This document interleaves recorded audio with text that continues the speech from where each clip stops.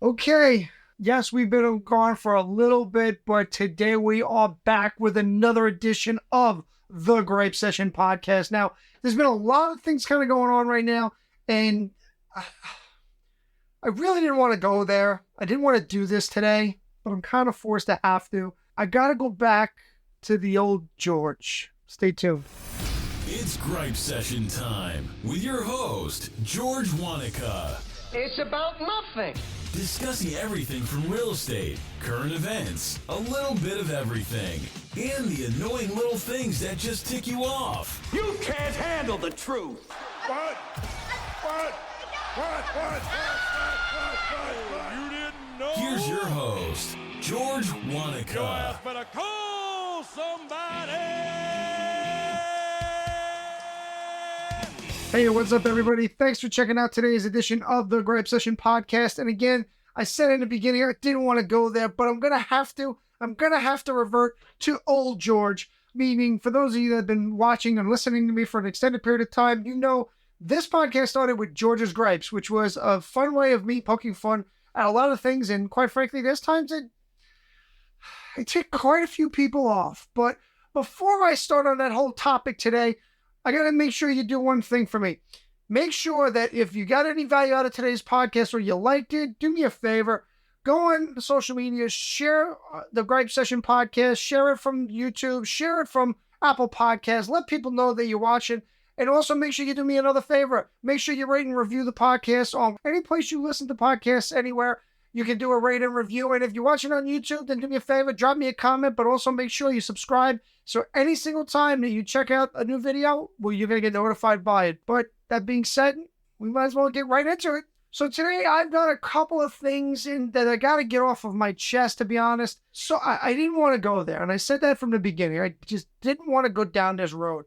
I didn't want to go down the rabbit hole because I like to say, old George, I kind of killed him and buried him and put him away. But every so often, you guys just keep pulling me back in. I've been watching social media, and a lot of things have been really getting on me lately, having to do with my industry, which is real estate. So I'm going to hit a couple of things, actually two in particular. And then the third thing that I'm going to hit today, some of y'all are going to never see this thing coming.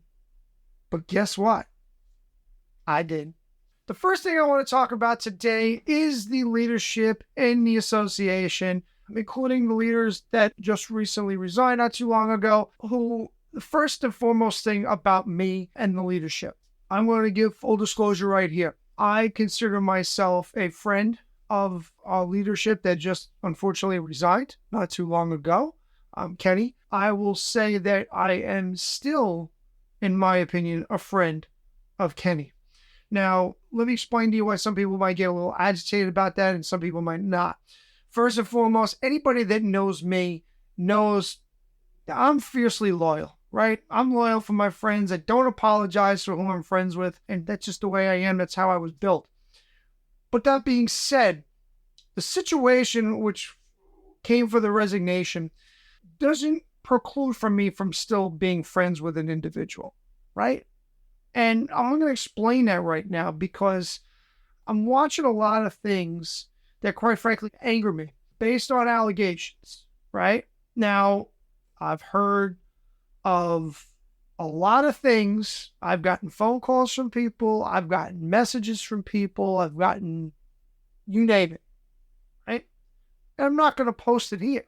But that doesn't mean that I can't feel empathy for both people. Let me explain what I mean by that, right? As always, I said, I don't apologize to my friends. And if the allegations are true or not proven to be true, then I have empathy for those people who went through what they went through, for those women that went through what they went through. But in the same breath as I can have empathy for those people, I can also have empathy for my friend. Because if it is proven to be true, then my friend needs help, right? My friend needs help. But the fact remains, ladies and gentlemen, that I feel bad for everybody involved because I always believe that people can get second chances. And the one thing that I continue to watch through this medium, through YouTube, everyone's jumping on a bandwagon. I'm team so-and-so. I'm team this. I'm team that. there is a alternative. I can feel for both people. America was built on people having second chances, okay? It was built that way. So just because somebody is my friend or doesn't mean that I don't think if what these ladies are saying is true is not a horrible thing and would never wish it on anybody for that to be done. And I do feel sorry for them as well. But in the same breath, I can feel bad. I can feel sorry for both parties that their lives have now changed in a way that they never potentially could have imagined. So I try to look at things from a lot of different angles, not just the one where it suits me in that minute, right? Maybe it's a sign I'm getting older. Maybe it's a sign I'm getting wiser. Not too much, but let's be real. But that's what I try to do. So, which now leads me to the second part of today's podcast. The second part of the podcast has to do with the fact that everybody is clamoring and changing and yelling and screaming that, oh my God, the industry is changing, it's collapsing, it's this, it's that. And to be perfectly honest with you, I am so sick and tired of hearing this kind of crap. Honestly, it is so agitating to me to have to listen to people who have barely been in business for that amount of time, quite honestly, to start saying that this is the end, everything is coming down, and it's the Chicken Little syndrome. No, it's not. It's not. Do you know in 30 years, now I feel like my dad that said, oh, when I was your age, I was, walking to school uphill both ways in the snow without shoes. Anyway, when I started in this business 30 years, ladies and gentlemen, there was not the way that we are doing business now, right? We don't do business the way now that we did when I started in this business 30 years ago. So what does that mean? What did we do as a business? What does industry do in general? Very simple. My 3 words that I have said for years. You might have heard this on this podcast previously. You might have heard me say it on another video, but I'm going to regurgitate it again for the rest of y'all. It's called adapt or die. That's it. That's what businesses do. If you have a business and your customers aren't coming in for whatever reason, it either means A, you got a crappy product, or B, you can't explain your product very well and show people what's the benefit to your product. I am so sick of hearing people say, this is the end of our business as we know it, because it's not. You know why? Because people are always going to need a place to live, period. End of story. And there are some of us out here that do a really good job articulating what we do for the business that we have. And then there's the rest of y'all, okay? And yeah, probably I'm going to get some real estate agents watching this and go, well, he's not talking about me. Are you sure about that? Because, I've dealt with some of y'all. The fact remains, ladies and gentlemen, this is another opportunity to look at the business and say, how can we be better? What are we doing? The problem is most people, quite honestly, are lazy. Most people right now, while I'm shooting this, are at home watching a football game, sitting on a couch, plopping up with a beer, and not doing anything else. And you know what I'm sitting here doing? I'm sitting here talking to you all and trying to educate you that this is not the end of the business. It might be the end of something else, though, that we're going to talk about right now. So I did say there was going to be a third thing that nobody was ever going to see coming, and some of y'all might have, but that's neither here or there. But allow me to take you on a journey. Allow me to take you on a journey that I like to call Who's Ready for Story Time with Georgie Wanaka. So about 13 plus years ago, there was this young, strapping young man. He was tall, very tall, somewhat good looking, and had a lot of experience on certain things. But the problem with this young man was he just didn't have a filter. He let it all come out, regardless if people agreed with him or if people didn't agree with him, because he wore his heart on his sleeve. And to this day, he still kind of does. But I digress. So this person had gone to associations and explained that we need to readjust how we are thinking of what this association has to do and has to offer. Why is that? Well, because new technologies are emerging every single day.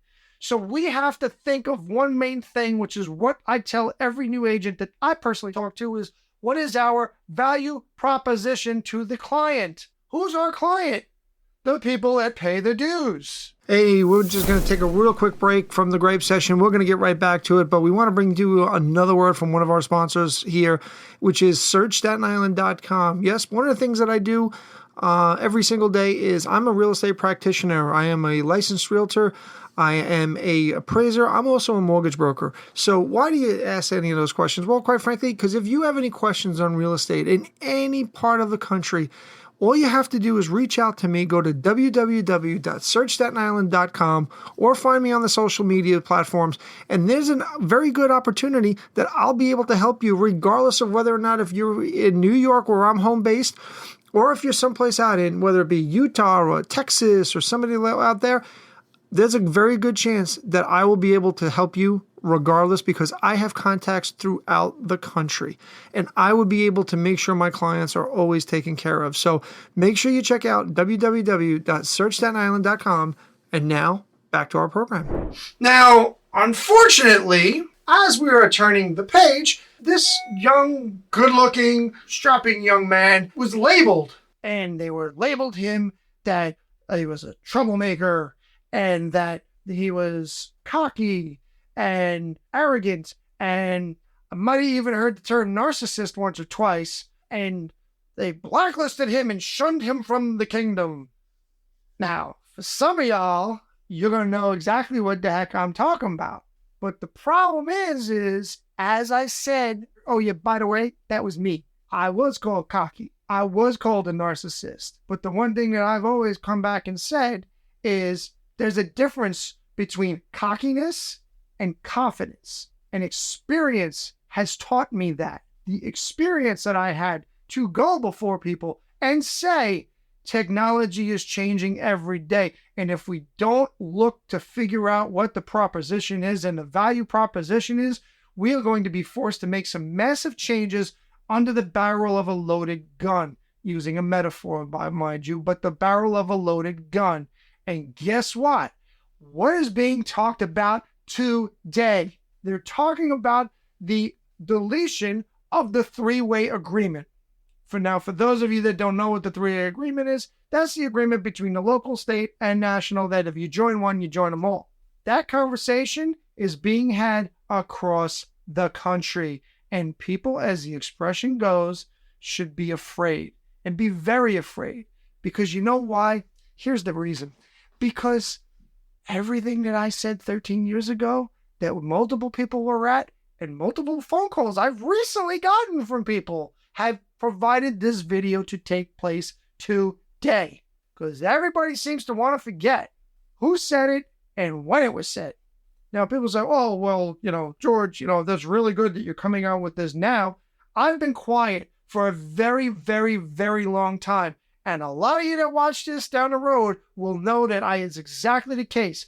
I let up because I had better things to be talking about other than this. I had better things to waste my time on than this. But I'm watching way too many people on social media think they know what the heck they're talking about when they weren't there to begin with. And it was all avoidable. All of it. And you know what the best part about it is? It's like I tell my kids today. History is going to show who was right and who was wrong. Guess what side of history I'm on?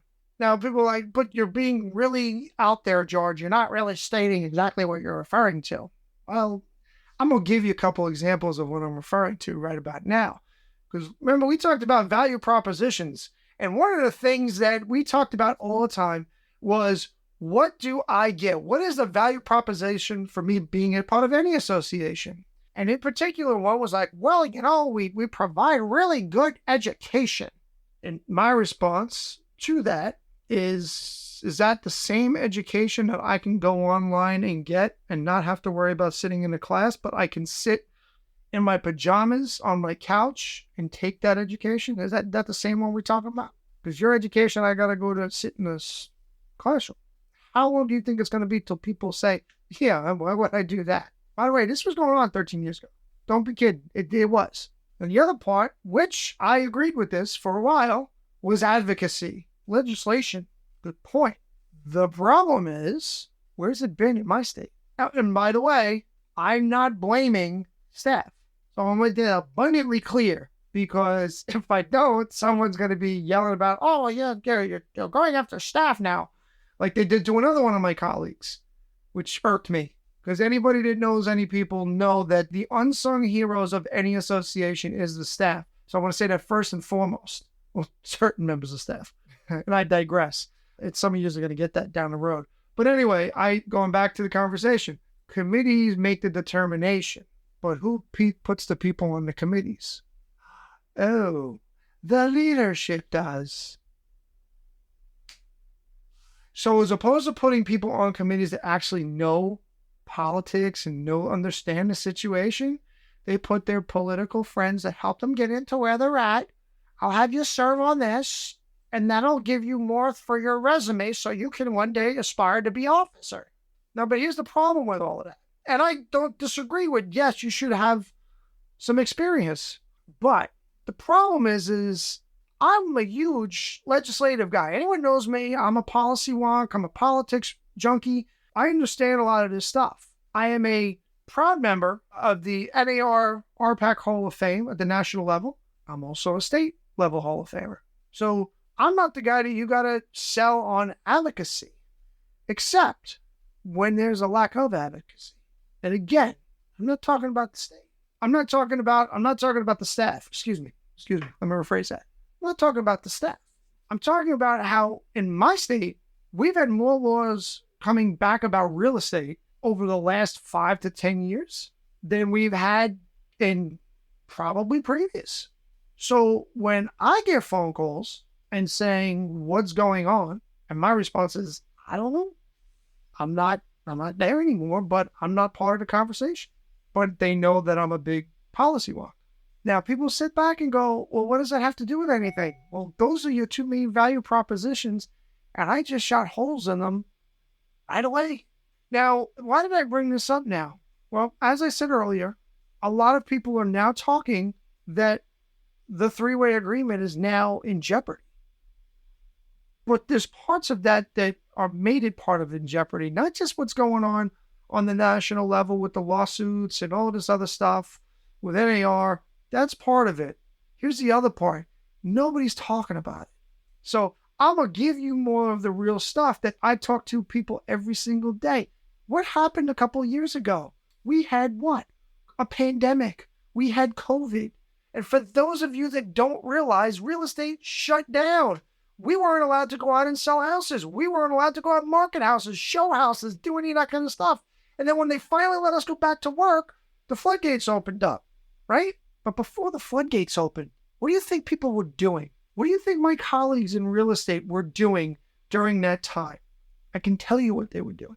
They were doing what any smart business practitioner does, going through their credit cards and looking at every single itemized thing and saying, do we need this? Do we still do this? Because they were afraid that they didn't know when they were going to be able to make their next commission check. So people talk about subscriptions. What got born out of COVID? For some of you that might know, or some of you might not. All those subscriptions that you have on there for entertainment and Amazon Prime and Hulu and Paramount Plus and all these other things and there's other ones out there too that people are subscribed to, and you forgot you subscribed. How many people watching this video during COVID started canceling subscriptions and then started asking yourself the hard question, which was, do I really need this?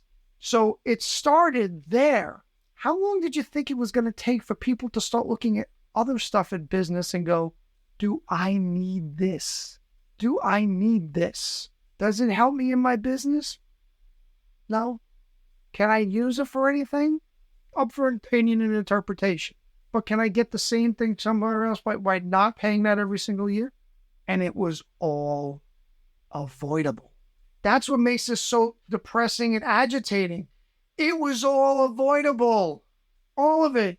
And as history has taught us, it's like, well, history is written by the winners, except for when the people that lose have platforms like this to say, I hate to be the guy to say, I told you so, but nah, I love to be the guy that says, I told you so.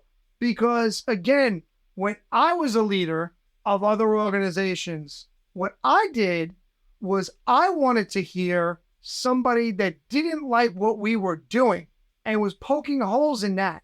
And the reason why I wanted to do that is because it's what any halfway decent leader does. Because if I can convert that guy or girl, I'm going to convert everybody.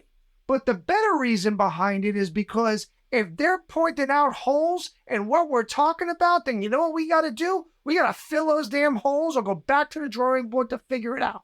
Because that's what a leader does. That's what an accountability person does. It's very, very sad to see what certain things have come, because there are a lot of really, really good people that are a part of this. And truth be told, I did walk away because I felt I had better things to do than to volunteer time to someplace that's not going to listen to the conversation. And damn right, I still feel that way today. But the fact remains is, for the rest of you that are out there that are freaking chirping and you ain't been there and you ain't served on a committee or you've never gone to a freaking meeting, do me a favor. Shush. Don't say nothing. Don't say nothing. But if you're one of the people that has been there, has been to meetings, does know what I'm talking about, how you like me now? Ladies and gentlemen, I want to thank you for checking out today's version of the Gripe Session podcast. Okay, now I got that back out of me. Positivity comes kind of flying right back now. So we definitely hope you enjoyed it. And again, as always, if you did, make sure you do me a favor, share it on your social medias over there. Again, reach out to us if you have any questions. If you're watching this on YouTube, do me a favor, subscribe and like. And also, hell, do me a favor, if you agree with what I'm saying, give me a comment below. If you don't agree with what I'm saying, do me a favor, give me a comment below. I'd love to be able to hear from you and see what you think on what I talked about today. So, last thing, and always thing, make sure you do something nice for somebody you wouldn't normally do, and we will hopefully catch you on another very soon edition, hopefully soon, on the Gripe Session podcast. Peace. Peace. Thanks for listening to the Gripe Session. Please follow us on YouTube, Facebook, and Instagram.